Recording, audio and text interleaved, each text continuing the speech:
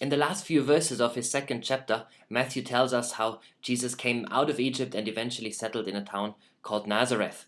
And remember, Joseph and Mary and Jesus fled King Herod, and they fled all the way to Egypt.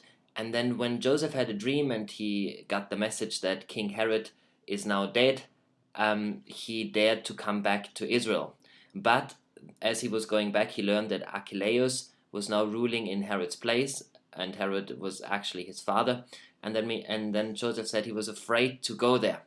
Now we don't know if Archelaus was quite as bad as Herod, and we spoke about Herod earlier and said what kind of madman he was. But Archelaus was certainly bad enough for Joseph to fear going back to Jerusalem, to Bethlehem. So what he then instead did, he went away to the district of Galilee, which is a bit more remote, and there he eventually settled in Nazareth. And Matthew comments that this has been spoken so that the prophecy may be fulfilled that Jesus would be called a Nazorean. Now, what's up with that prophecy? The truth is, we don't really fully know.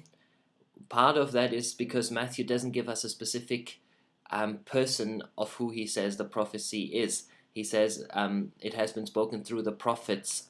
Now that's plural here. I think he's hinting at the fact that this idea that Jesus would be called a Nazorean, or that the Messiah would be called a Nazorean, can be found in the whole gist of the Old Testament, in the whole sum of prophecies spoken about the Messiah.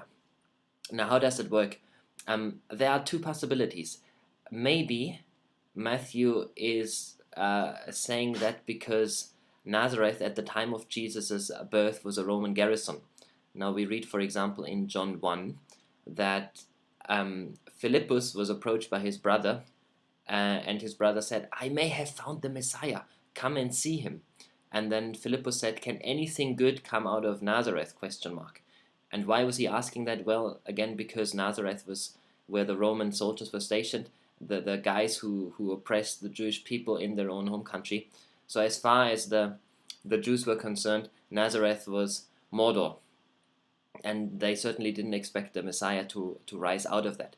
Now, some prophetic verses that Matthew could possibly be alluding to here would be Psalm 22 or Isaiah 53.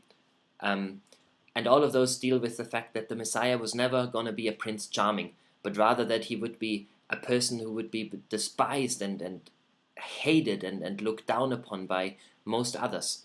So it could be that Matthew is hinting at Jesus's character and Jesus's calling as a despicable Messiah, so to speak.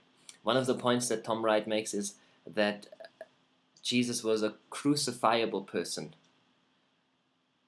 So, and I think he's very right about that. Jesus was much less the holier than everyone else kind of person who was just really loved by everyone. He was absolutely controversial, and that can be seen in the prophets, and perhaps that's what Matthew is hinting at. The other possibility, and I think the other possibility here is a stronger one, is that Matthew is attempting a wordplay.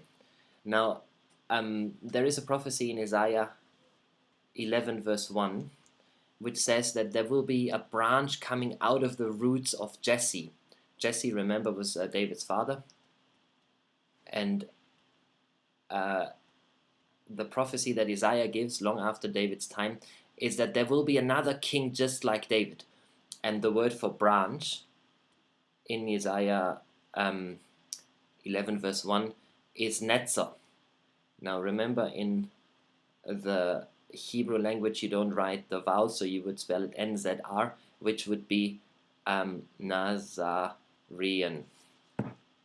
or Nazorean, if you want. So it could be that Matthew is attempting a wordplay here, referring to Isaiah 11:1, because if you read the whole chapter of Isaiah 11, we see that Isaiah is prophesying a new kingdom that would come and be just like, but even more glorious than the kingdom that David was ruling in.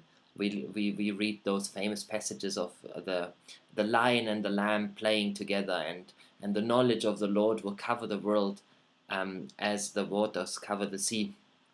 And then he goes on, so he speaks about that new kingdom.